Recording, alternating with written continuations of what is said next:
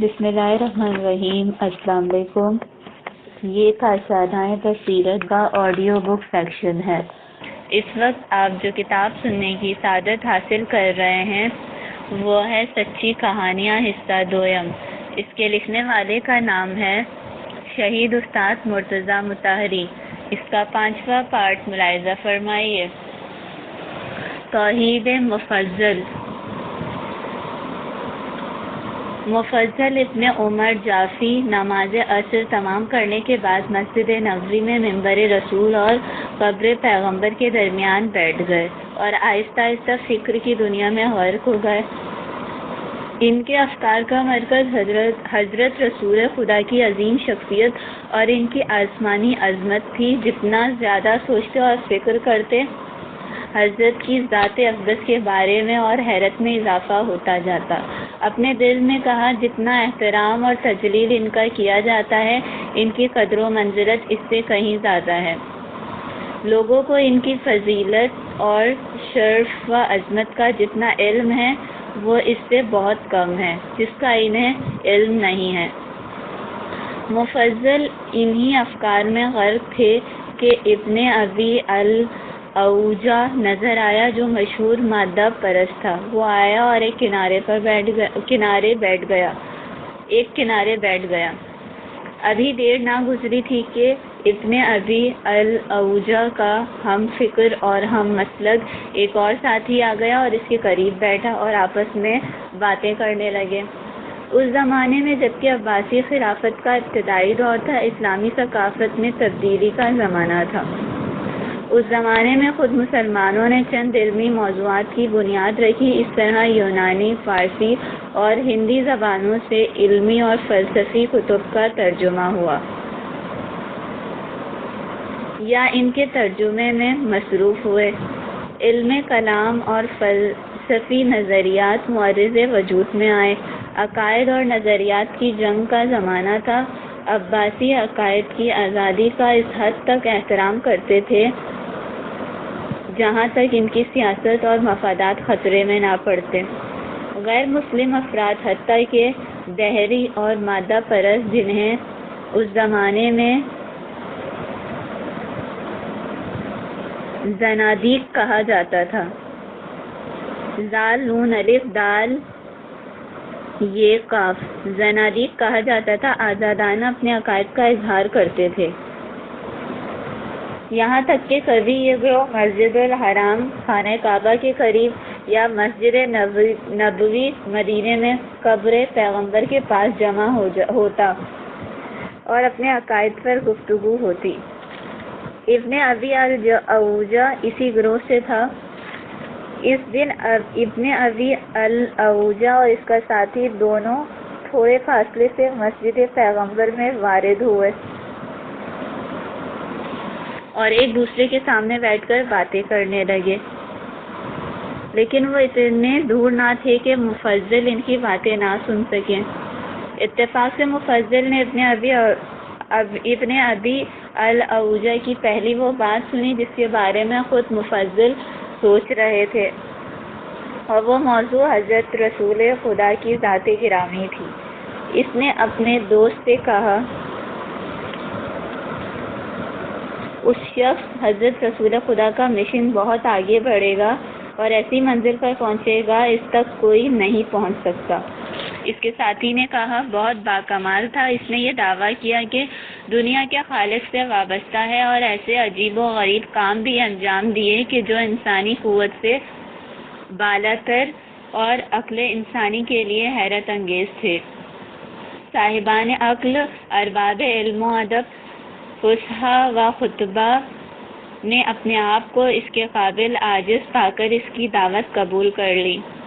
اس کے بعد مختلف قسم اور طبقے کے لوگ جوک در جوک اس کے پاس آئے اور اس پر ایمان لائے، اور اس کا مشن اس حد تک مقبول ہو چکا ہے کہ اس کا نام اس ذات کے اسم گرامی کے ساتھ لیا جانے لگا ہے جس کی طرف وہ اپنے کو رسول سمجھتے ہیں۔ آج اس کا نام ہر شہر اور دیہات میں اذان کے عنوان سے جہاں بھی اس کا پیغام پہنچا ہے، یہاں تک کہ سمندروں، صحراؤں، پہاڑوں پر لیا جاتا ہے، سب جگہ پانچوں وقت اشہد ان محمدن رسول اللہ کی آواز سنائی دیتی ہے۔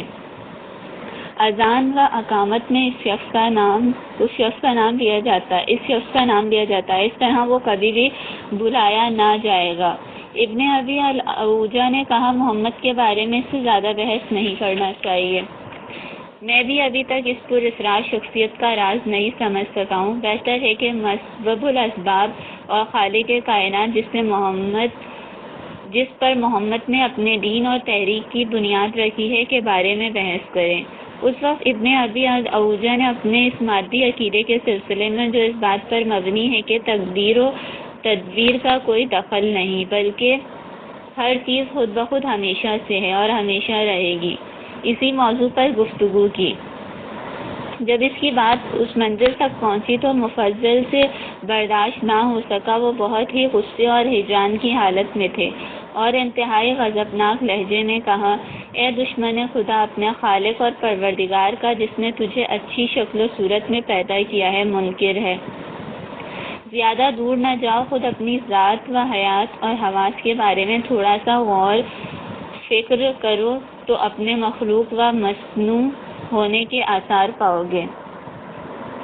ابن ابی الاوجا نے، جو مفضل کو نہیں پہچانتا تھا، پوچھا، تم کون ہو اور تمہارا کس گروہ سے تعلق ہے؟ اگر تم علم کلام کے ماہر ہو تو علم کلام کے اصول و قواعد کی بنیاد پر تم سے بحث کریں۔ اگر حقیقت میں تمہاری دلیل قوی ہوگی تو ہم بھی تمہاری پیروی کریں گے، اور اگر تم علم کلام کے ماہر نہیں ہو تو تم سے ہم کوئی گفتگو نہیں کریں گے، اور اگر اصحاب جعفر صادق علیہ السلام میں سے ہو تو ہم میں سے اس لہجے میں بات نہیں کرتے۔ وہ کبھی ان باتوں سے زیادہ سخت اعتراضات ہم سے سنتے ہیں، لیکن کبھی یہ نہیں دیکھا گیا کہ وہ آپے سے باہر ہو جائیں اور مجھ سے اس طرح سختی سے پیش آئیں۔ وہ کبھی غصہ نہیں ہوتے، نہ ہی گالی دیتے ہیں، بلکہ وہ انتہائی صبر و تحمل اور سنجیدگی کے ساتھ ہماری باتوں کو سنتے ہیں۔ وہ انتظار کرتے ہیں تاکہ ہم اپنے دل کی تمام باتیں بیان کر دیں اور کچھ چھوٹنے نہ پائے، اور جس وقت ہم اپنے اعتراضات اور دلیلیں بیان کرتے ہیں وہ اس طرح سے مطمئن اور خاموش ہو کر سنتے ہیں کہ ہم سمجھتے ہیں کہ ہماری بات انہوں نے مان لی ہے۔ اس وقت مہربانی کے ساتھ مختصر اور پرمعنی جملوں سے ہمارے راستے بند کرتے ہیں کہ ہمیں فرار کی گنجائش نہیں رہتی۔ اگر تم ان کے صحابی ہو تو انہی کی طرف بات کرو۔ مفضل انتہائی رنجیدہ حالت میں، جبکہ وہ آگ بگولا ہو گئے تھے، مسجد سے باہر نکل گئے۔ دل میں کہہ رہے تھے کہ عالم اسلام کے لیے عجیب امتحان کا دور ہے کہ اب نوبت یہاں تک پہنچی ہے کہ زندیق و دہریہ خیال کے لوگ مسجد میں بیٹھ کر بے پرواہی کے ساتھ ہر چیز کا انکار کرتے ہیں۔ وہ سیدھے امام جعفر صادق علیہ السلام کے گھر پہنچے۔ امام علیہ السلام سے پوچھا، مفضل اتنے رنجیدہ کیوں ہوں؟ کیا واقعہ پیش آیا ہے؟ اے فرزند رسول، ابھی میں مسجد نبوی میں تھا کہ ایک دو دہریہ آ کر میرے پاس بیٹھ گئے۔ ان دونوں سے خدا اور رسول کے انکار کے سلسلے میں نے ایسی باتیں سنی کہ میں آگ بگولا ہو گیا۔ انہوں نے اس طرح کی باتیں کی اور میں نے ان کو اس طرح جواب دیا، پریشان نہ ہو، کل سے میرے پاس آنا، میں تمہارے توحید کے موضوع پر درس شروع کروں گا، اور اس حد تک خلقت اور پیدائش، اسی طرح اور موضوعات مثلاً جاندار و بے جان، چرند و پرند، حلال و حرام اور نباتات و جمادات وغیرہ کے بارے میں الہی حکمتوں کو بیان کروں گا کہ تمہارے اور ہر محقق اور حق تلاش کرنے والے کے لیے کافی ہوگا، جس سے ہر زندیق اور دہریہ حیرت میں پڑ جائے گا۔ کل میں تمہارا انتظار کروں گا۔ مفضل بے حد خوش ہو کر امام علیہ السلام سے رخصت ہوئے اور اپنے دل میں کہہ رہے تھے کہ آج کی یہ رنجیدگی کس قدر نتیجہ خیز ثابت ہوئی۔ اس رات انہیں نیند نہیں آئی اور ساری رات صبح کے انتظار میں بسر کی، تاکہ صبح ہوتے ہی امام علیہ السلام کی خدمت میں بلاتن خیر پہنچے۔ انہیں ایسا لگ رہا تھا کہ آج کی رات دوسری تمام راتوں کے مقابلے میں کچھ زیادہ طولانی ہو گئی ہے۔ صبح ہوتے ہی امام کے دولت سرا پر حاضر ہوئے، اجازت لے کر داخل ہوئے اور امام کی اجازت سے بیٹھ گئے۔ کچھ دیر کے بعد امام علیہ السلام اس کمرے کی طرف تشریف لے گئے جہاں مخصوص لوگ بیٹھے تھے۔ مفضل بھی امام کے اشارے سے چل پڑے۔ اس وقت جبکہ امام مفضل کے جذبات سے آگاہ تھے، فرمایا، میرا خیال ہے کہ تم ساری رات انتظار کرتے رہے اور سوئے نہیں، اس فکر میں کہ کب صبح ہو اور یہاں آئے۔ جی ہاں، ایسا ہی ہے کہ جیسا آپ فرما رہے ہیں۔ اے مفضل، خداوند عالم تمام مخلوقات سے مقدم ہے اور وہی موجودات میں اول و آخر ہے۔ اے فرزند رسول، اجازت دیجیے جو کچھ آپ فرما رہے ہیں میں اس کو لکھتا رہوں۔ کاغذ اور قلم موجود ہے، کوئی حرج نہیں، لکھ دو۔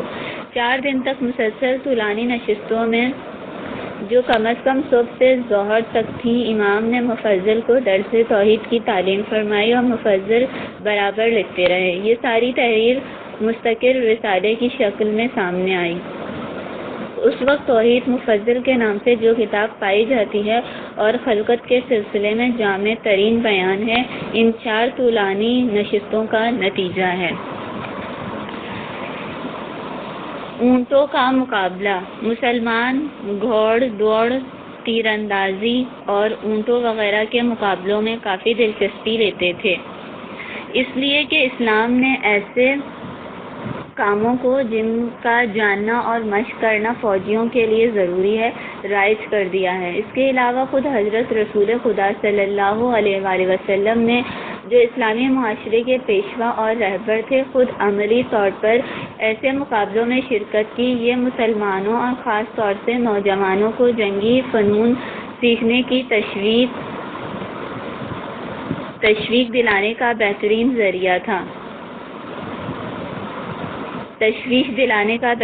ذریعہ تھا۔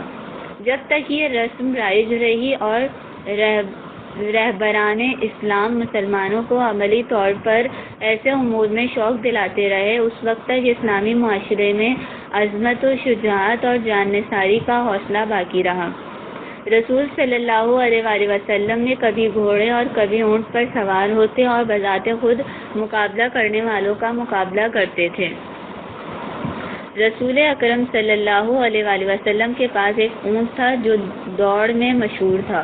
جس اونٹ سے بھی مقابلہ ہوتا تھا وہ بازی لے جاتا۔ آہستہ آہستہ سادہ گروہ میں یہ خیال پیدا ہوا کہ چونکہ یہ اونٹ رسول سے تعلق رکھتا ہے، اسی وجہ سے آگے نکل جاتا ہے، لہٰذا دنیا میں ایسا اونٹ پیدا ہونا ممکن نہیں جو اس کا مقابلہ کرے۔ یہاں تک کہ ایک صحرائی عرب اپنے اونٹ کے ساتھ مدینہ آیا اور دعویٰ کیا کہ رسول اکرم کے اونٹ سے مقابلہ کرنے کے لیے حاضر ہوں۔ اصحاب رسول انتہائی اطمینان کے ساتھ اس دلکش مقابلے کو، جبکہ رسول خدا خود دوڑانے کے لیے آمادہ تھے، دیکھنے کے لیے شہر سے باہر نکلے۔ حضرت رسول خدا اور اعرابی روانہ ہوئے۔ وہ معین جگہ جہاں سے مقابلے کا شروع ہونا قرار پایا تھا، وہیں سے دونوں اونٹوں کو تماشائیوں کی طرف دوڑایا گیا۔ تماشائیوں میں عجیب و غریب جوش و خروش پیدا ہو گیا تھا، لیکن لوگوں کی امید کے خلاف اعرابی کا اونٹ رسول کے اونٹ سے آگے نکل گیا۔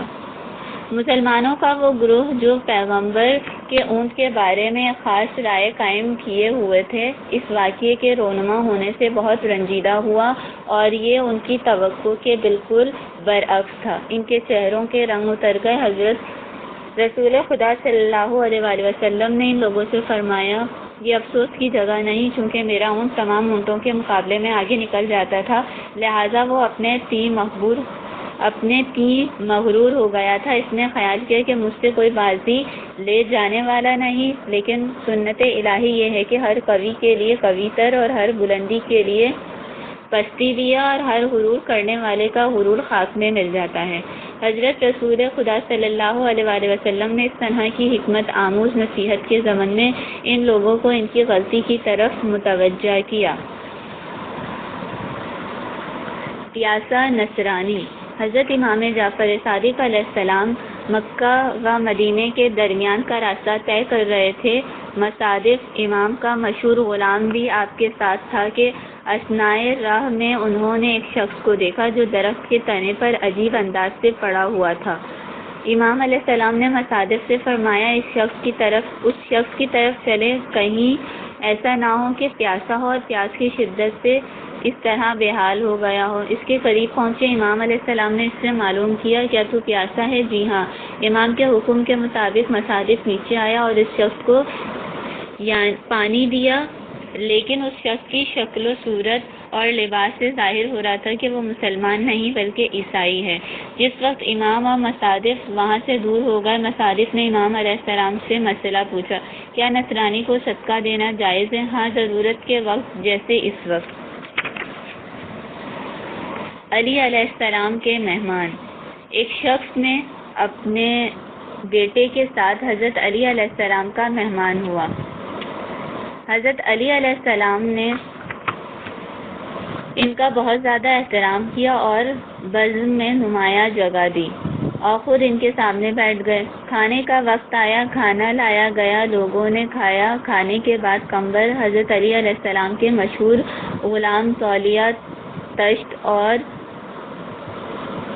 لوٹا ہاتھ دھلانے کے لیے لائے۔ حضرت علی علیہ السلام نے کمبل کے ہاتھ سے ان چیزوں کو لے لیا اور آگے بڑھے تاکہ خود مہمانوں کا ہاتھ دھلائیں۔ مہمان نے اپنے ہاتھ کھینچ لیے اور عرض کیا، کیا یہ ممکن ہے کہ آپ میرے ہاتھ دھلائیں؟ حضرت علی علیہ السلام نے فرمایا، تمہارا بھائی تم ہی جیسا ہے، وہ تمہاری خدمت کا شرف حاصل کرنا چاہتا ہے تاکہ اس کے عوض خداوند عالم اس کو جزا دے، پھر تم کیوں نہیں چاہتے کہ کار ثواب انجام دو؟ پھر بھی اس شخص نے انکار کیا۔ آخر کار حضرت علی علیہ السلام نے اسے قسم دی کہ میں برادر مومن کی خدمت کا شرف حاصل کرنا چاہتا ہوں، لہذا مجھے نہ روکو۔ مہمان شرمندگی اور پشیمانی کی حالت میں راضی ہوا۔ حضرت علی علیہ السلام نے فرمایا، میری خواہش ہے کہ تم اپنے ہاتھوں کو اسی طرح دھونا جیسے اگر قمبر ہاتھ دھلاتے اور تم دھوتے۔ شرمندگی اور تکلف نہ کرو۔ جیسے ہی مہمان کا ہاتھ دھلا کر فارغ ہوئے، اپنے بیٹے محمد ابن حنیفہ سے فرمایا، اس کے بیٹے کے ہاتھ تم دھلاؤ، چونکہ میں تمہارا باپ ہوں اس لیے اس کے باپ کے ہاتھ دھلائے، اور تم میرے بیٹے ہو اس لیے اس کے بیٹے کا ہاتھ دھلاؤ۔ اگر بیٹا باپ کے ساتھ نہ ہوتا بلکہ صرف بیٹا میرا مہمان ہوتا تو میں خود ہی اس کے ہاتھ دھلاتا، اس لیے کہ خداوند عالم چاہتا ہے کہ جہاں باپ اور بیٹے دونوں جمع ہوں ان کے احترام میں فرق ہونا چاہیے۔ محمد حنیفہ نے باپ کے حکم کی تعمیل میں بیٹے کے ہاتھ دھلائے۔ حضرت امام حسن عسکری علیہ السلام نے اس واقعے کو بیان کرتے ہوئے فرمایا، حقیقی شیعہ کو ایسا ہی ہونا چاہیے۔ مجذوم افراد۔ مدینے میں کچھ افراد جذام کے مریض تھے۔ لوگ نفرت و وحشت کے سبب ان لوگوں سے بھاگتے تھے۔ یہ بیچارے اپنی جسمانی بیماری اور لوگوں کی نفرت کے باعث کچھ اور ہی زیادہ روحانی تکلیف برداشت کر رہے تھے، چونکہ وہ یہ دیکھ رہے تھے کہ دوسرے لوگ ان سے نفرت کرتے ہیں، اس لیے یہ لوگ آپس میں ہی مل بیٹھ کر باتیں کرتے تھے۔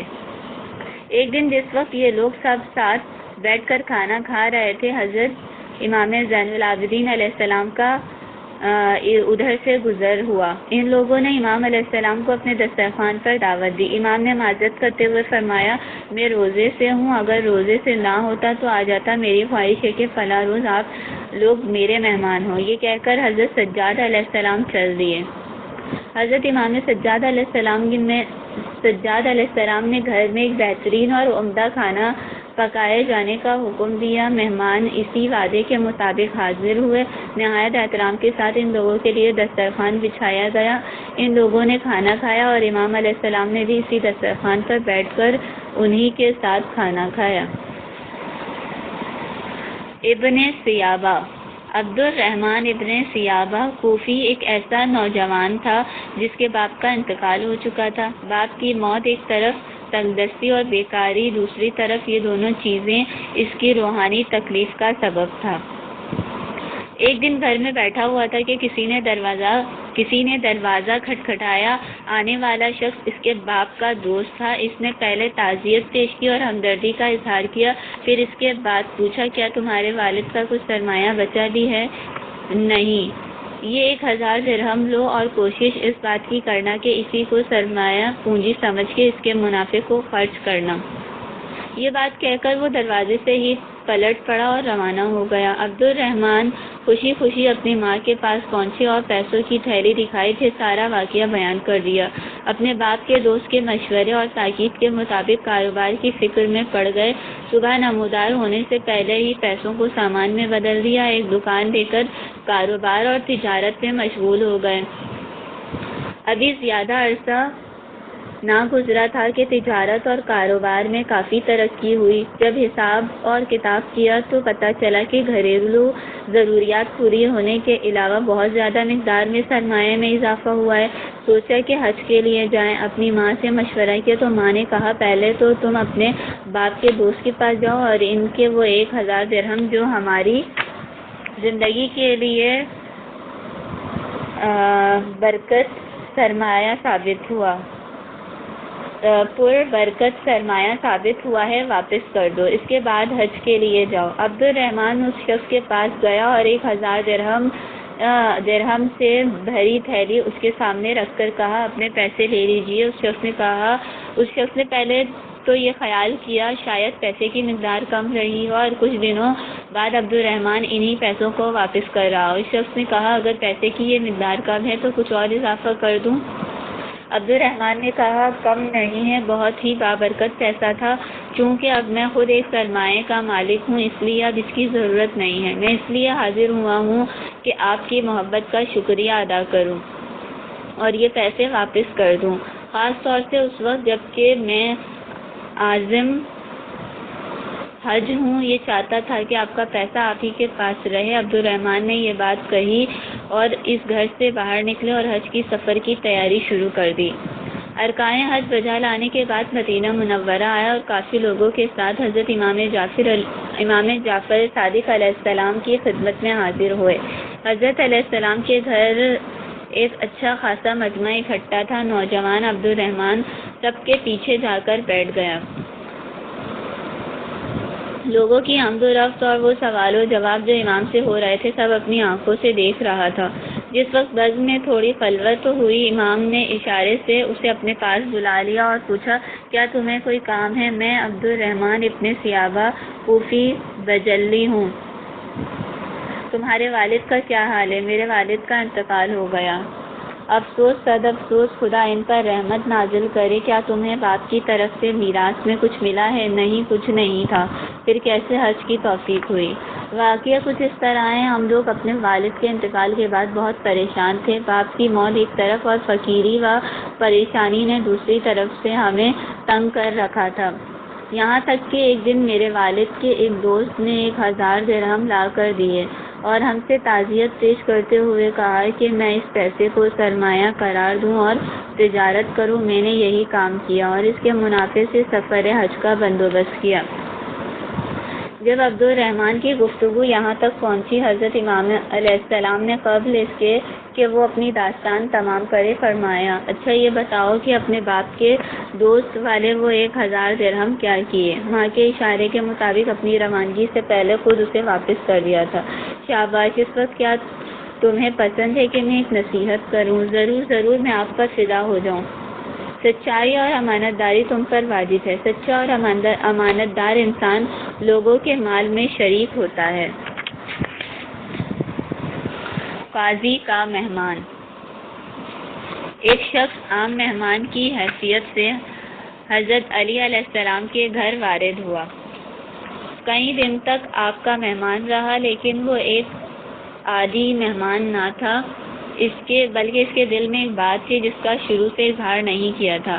حقیقت یہ تھی کہ یہ شخص کسی دوسرے شخص سے اختلاف رکھتا تھا اور اس بات کا منتظر تھا کہ دوسرا فریق حاضر ہو تو جھگڑے کو حضرت علیہ السلام کی خدمت میں پیش کرے، یہاں تک کہ ایک دن خود ہی اصل مطلب سے پردہ اٹھایا اور موضوع اختلاف اور فیصلے کو عنوان کیا۔ حضرت علی علیہ السلام نے فرمایا پس تو دعوے دار بس تو دعوے دار فریق ہے۔ جی ہاں یا امیر المومنین، بہت ہی معذرت چاہتا ہوں کہ آج سے ایک مہمان کی حیثیت سے میں تمہاری مہمانداری نہیں کر سکتا، اس لیے کہ رسول خدا صلی اللہ علیہ وآلہ وسلم نے ارشاد فرمایا ہے، جب بھی قاضی کے پاس کوئی مقدمہ پیش ہو تو قاضی کو یہ حق نہیں کہ صرف ایک فریق کی مہمانداری کرے، فقط اس صورت میں کہ دونوں فریق مہمانی میں حاضر ہوں۔ بازاری باتیں۔ یہ اس زمانے کی بات ہے جبکہ حضرت امام علی ابن موسی رضا علیہ السلام مامون کے حکم سے خراسان لائے گئے تھے اور چاروں ناچار ایک خاص شرائط کے ساتھ مامون کی ولی عہدی قبول کر لی تھی۔ زید النار امام کے بھائی بھی خراسان میں تھے۔ زید نے مدینے میں جو انقلاب برپا کیا تھا اس کے باعث مامون کے غیظ و غضب کا نشانہ بنے ہوئے تھے، لیکن مامون کی اس وقت کی سیاست کا تقاضا یہ تھا کہ حضرت امام رضا علیہ السلام کی عظمت و بزرگی کا لحاظ رکھا جائے۔ امام کی خاطر ان کے بھائی کے قتل یا قید کرنے کو اس نے نظر انداز کر دیا تھا۔ ایک دن ایک عام جلسے میں کثرت سے لوگ شریک تھے۔ حضرت امام رضا علیہ السلام ان لوگوں سے خطاب فرما رہے تھے۔ دوسری طرف زید نے جلسے والوں میں سے کچھ کو اپنی طرف متوجہ کر لیا تھا اور ان لوگوں سے فضیلت، سعادت اور اولاد رسول یہ کہ وہ خصوصی امتیاز کے حامل ہیں کے بارے میں گفتگو کر رہا تھا اور بار بار یہی کہتا جا رہا تھا، ہمارا ایسا خاندان ہے، ویسا خاندان ہے۔ امام علیہ السلام زید کی باتوں کی طرف متوجہ ہوئے اور اچانک تند نگاہوں اور زید کے سخت لہجے سے زید اور سارے مجمع کو اپنی طرف متوجہ کر لیا۔ پھر فرمایا، اے زید، کیا کوفہ کے سبزی فروشوں کی باتوں پر مطمئن ہو گئے ہو؟ برابر اسی کو لوگوں سے کہہ رہے ہو۔ یہ کیا باتیں ہیں جو تو لوگوں سے کہتا ہے؟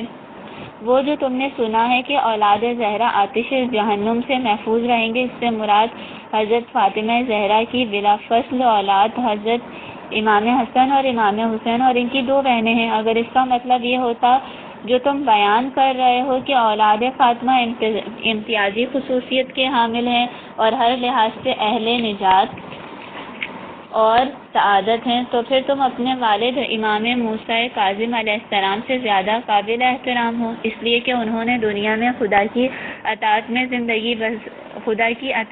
زندگی بسر کی اور عابد شب زندہ دار و دنوں میں روزہ رکھنے والے تھے اور تم خدا کی نافرمانی کرتے ہو۔ تمہارے قول کے مطابق دونوں برابر اور اہل نجات و سعادت ہیں، پھر تو فائدے میں رہے، اس لیے کہ امام موسیٰ ابن جعفر نے عمل کیا اور سعادت مند قرار پایا اور تم نے کوئی کام نہیں کیا اور کوئی پریشانی بھی نہیں اٹھائی اور رکھا رکھایا خزانہ بھی تمہیں مل گیا۔ حضرت امام زین العابدین علیہ السلام فرمایا کرتے تھے، ہم اہل بیت رسول سے نیکوکار افراد 2 گنا اجر رکھتے ہیں اور بدکار افراد 2 گنا عذاب رکھتے ہیں۔ اسی طرح سے جیسا کہ قرآن نے ازواج رسول کے بارے میں وضاحت کی ہے، اس لیے کہ میرے خاندان کے جس شخص نے نیک کام کیا، حقیقت میں اس نے 2 کام انجام دیے۔ ایک تو یہ کہ دوسروں کی طرح اس نے بھی عمل کیا، دوسرے یہ کہ اس نے حضرت رسول خدا صلی اللہ علیہ وآلہ وسلم کی عظمت و بزرگی کا بھی احترام کیا اور اس کی حفاظت کی، اور ہم میں جو شخص گناہ کرتا ہے گویا وہ دو